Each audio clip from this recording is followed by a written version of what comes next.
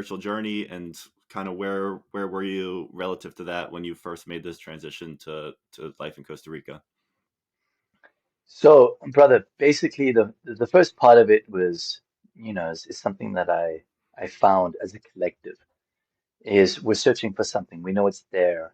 We know it's, maybe outside of our environment, but essentially the idea is, you get out of the way to come back to yourself. Hmm. So you're always kind of coming back to refine your purity, who you are, home, space, spirit.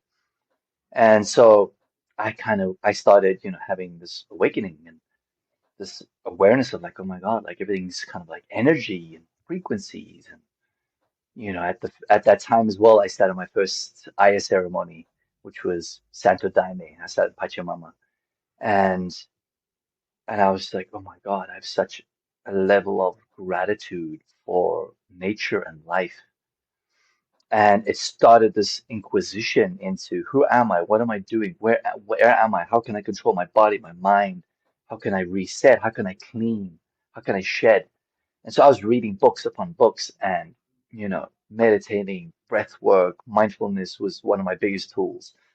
And just living a beautiful, simple life. I had like a surfboard, two pairs of board shorts, and literally that was it. Coming from in South Africa, we lived pretty well there. So I had like 10 pairs of shoes, Hmm. all of my things, and now I'm like, I've got like three items to my name. And for me, it's like the Buddhist philosophy, right? The minimalism of life, the less attachment you have to anything around you helps you focus within because your energy is not external. So that started my process of like, oh my God, I'm coming back to myself and I can look in the mirror now and be like, oh my God, I love this person, this spiritual version that's in this reflection. So I started my inquest and it was 11 years to date, still very much in my process of learning and growing and loving and caring. And, right now I would say I'm in a space of having more, I would say the word is this unconditional compassion for myself is I think the most purest way to say it. Because you learn, when you're starting your spiritual practice, you will always be in the space of I gotta go do more and go. And then this kind of like old school masculine fucking mindset comes in, you Hmm. know, like I gotta learn more, I gotta grow more, I gotta, do ice baths, Yeah, more. And it takes you outside of oh, it's actually internal, it's not external, right? It's yeah, it's nothing the is external. It's all here, right? So all of these other things are beautiful benefits for the body, but at the end of the day, the work is here and it takes looking inwards, right? So right now I feel I'm in a space of, constantly, always been learning through reflections and partnerships and friendships and men's groups and which we had a beautiful reflection day today of just, questioning, what are we doing in our men's work? What are we doing in the group? How are we showing up? And it again brought me back to compassion. Like at the end of the day, I just want to like be as compassionate to myself as possible, knowing that I'm doing my best I can on this journey. yeah. I love it, man. It's to me what I'm hearing is like you recognize the rat race of the world around you. Always chasing something externally. Always, I need to make another Instagram post. I need to make another dollar. I need to you know take another ice bath, whatever. But the what I'm hearing from you is that the way to get off that hamster wheel is to look within. And I want to come back to what you're just starting to get into with your men's group here. But before we kind of go down that hole, I just want to touch on a couple things about your background. First of all, the Aya journey that you mentioned, that's ayahuasca, correct? Yes. Okay. And then just some of the listeners of this, I've had an ayahuasca journey in Brazil, so I'm familiar, but just can you kind of dive a little bit into that experience? Just first describe what it is, and then a little bit, just a little deeper about how it works and what your individual experience was with it. So, brother, so you get there's like a few different types of Aya. that you can partake in and that is facilitated. My first one that I did was in Pachamama, which is a more of an Israeli commune, and they follow Osho principles.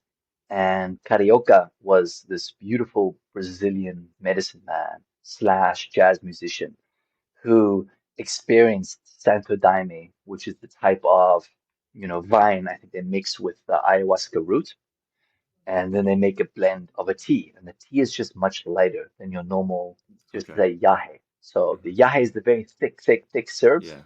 and that's Colombian, that's Peruvian, but the Brazilian version of the Santo Daime church is much lighter, and the church is it's singing song and Krishna, and it's a very beautiful way of, not just brewing the medicine but serving the medicine. It's all in song. So it's curated through singing and prayer and worship in a very beautiful sense. And you'll have a whole band in front of you that is just singing and is, basically guiding you like angels through just transcripts of beauty and just prayer. And there's no one shaman just sitting in the middle and doing his thing, right? So for me, it was like there was 100 people at that time. Men and women sit separate, so you are in your own container, and you're not kind of leaking your energy, right? And man, it was like, so I took about just like 2 or 3 cups, and it's much lighter, so it's not too strong. But man, the drunkenness that came from my experience, as they say, you Hmm. be drunk with the medicine. And I remember just like walking around and watching the earth kind of like breathe, and the veins through the earth was breathing, and it was breathing through my skin, and we were all part of the same texture and fabric that is just breathing essentially with Pachamama. So, and the beautiful thing with ayahuasca is it's, you can shoot up and be taken through, cosmic space and eternity, but it can also just root you and be Okay. like, oh my God, like we're so part of the earth. And in this dimension, in this realm we're living in, and we're just breathing with her, taking care, and she's just absorbing everything that we give her. You know what I mean? So the level of gratitude I had after that was shown, just cleared for me to reconnect again, because we're just disconnected. That's all. We're Hmm. all part of everything. We're all so interconnected with everything. We just become a little side taken, and we're just going to bring our back. So coming back home, it's the same thing. It's the same exact experience. Is just, oh, I'm coming back again. That's all. I go off on another tangent and I'm coming back again. So it's all these versions of just coming back, and medicine is just a beautiful way to just bring us back to center again. So that was my first experience, and I generally tend to sit once or twice a year with Aya, just because she feels very beautiful to my medicine, and it gives me a lot of space and time to integrate as well.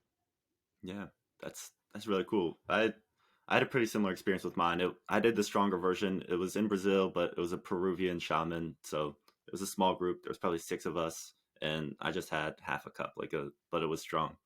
Um, but I kind of going from what you're saying, I had the very grounding experience. Like I didn't intertangle with the cosmos or anything like that. I was very much rooted, and I felt everything else that was rooted in around me. It was in the jungle. Powerful experience for me. Um, and then, so just to shift gears a little bit to cover one more thing that you were talking about, I'm just curious when you left South Africa and you came to Costa Rica. You've talked about kind of what you gained. You learned to look internally. You kind of embarked on this spiritual journey, but I'm just curious, what did you leave behind? Did you have friends or family that didn't understand what you're doing? What was it like to leave just what you knew your whole life and go somewhere that's so starkly different? Um, so yeah, we discussed what you gained. What did you lose along the way, good or bad?